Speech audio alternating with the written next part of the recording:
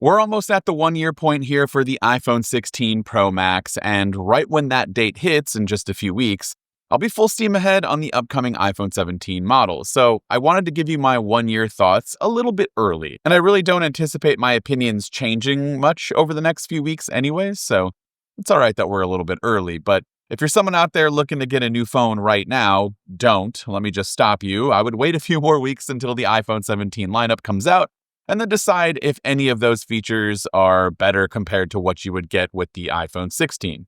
With that said, my time here with the iPhone 16 Pro Max for the last year since it came out has been absolutely fantastic. It's been a pleasure to use, there's no major issues in day-to-day use, and most importantly, the battery has held up really well compared to some other models that I have used in the past. Let's start with the battery though. I think usually around this time, 1 year in, I'm at roughly the low 90s. I think last year was actually upper 80s, 89% battery capacity. But this year, I'm at 96%, which is great. Hardly any battery degradation. And it just kind of shows in day-to-day use. I'm not running out of battery super quick like I would be in years past. It's just been a pretty consistent experience overall. I will say, though, the iPhone 16 Pro Max gets very, very hot at times, like far warmer than some of the other iPhones that I've used in years past. Outside in the sun, using the phone, max brightness kicks up, and then within minutes, my phone is basically on fire, which is understandable, but even indoors at times, it gets really, really hot. Rumors of a vapor chamber cooling system inside the new 17 Pro really has me excited because that does impact performance at times. From a durability standpoint, the iPhone 16 Pro Max is fairly similar to the 15 Pro Max. The titanium looks good around the frame. There's really no major scratches at all. I have dropped it a few times, so there are some chips.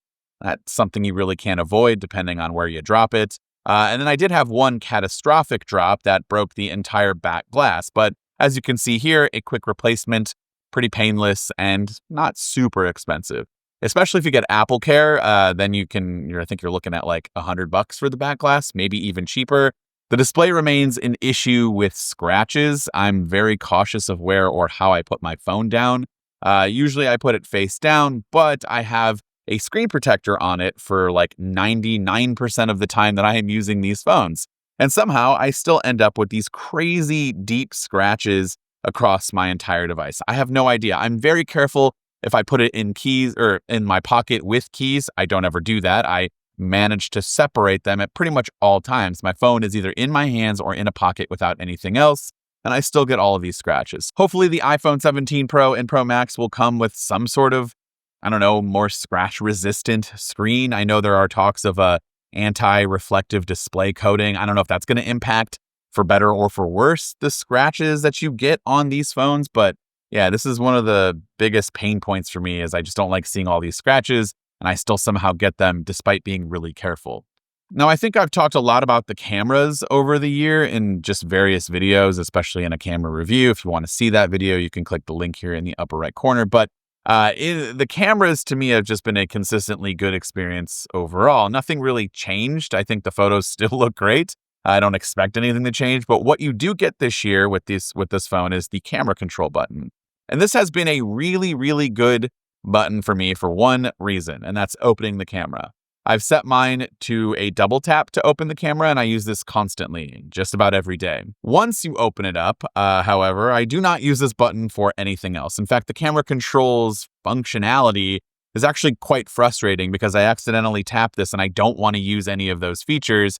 I don't really like it. I hope Apple improves upon this feature in the future and perhaps maybe moves the location of where the button actually is to make it a little bit more natural, especially if you're taking photos like I do in portrait. And then when you turn it to a landscape orientation, it's still not in a natural spot. It's further up here where I would like it to be kind of down here. I think that makes it a more natural and better experience if we move the button just a little bit. As I mentioned before, performance has been absolutely fantastic, so no real issues there.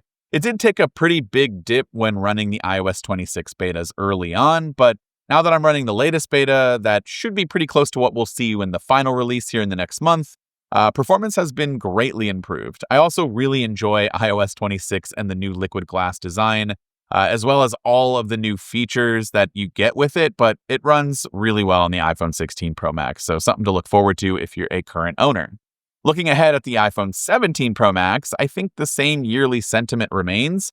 Probably hold off upgrading unless there's like an absolutely cannot live without feature that grabs your attention. But if you're coming from a 14 or older and maybe you don't want to get the latest and greatest that we should see in the next month, and you see a good deal on the 16 Pro Max, I would highly recommend it. It's been an absolutely fantastic phone. And I think this is kind of going to be the same thing next year when we talk about the iPhone 17 Pro Max a year in.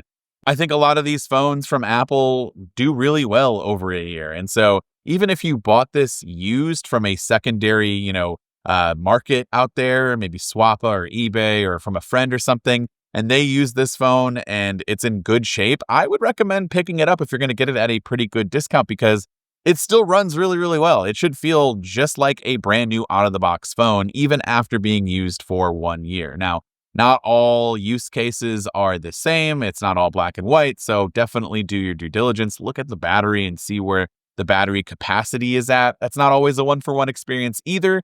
Might be in the 90s, like lower 90s, and it could still be really, really good. But definitely do your research out there. And if you're looking at the 16 Pro Max, don't be afraid to pull the trigger. It is a fantastic phone. But I would love to hear from you in the comments down below. What are your thoughts on this phone? Are you currently a user of it? How's your experience been? Or are you looking to upgrade? Let me know down in those comments. This has been Dan with MacRumors. Thanks so much for watching, and I look forward to seeing you around in the next video.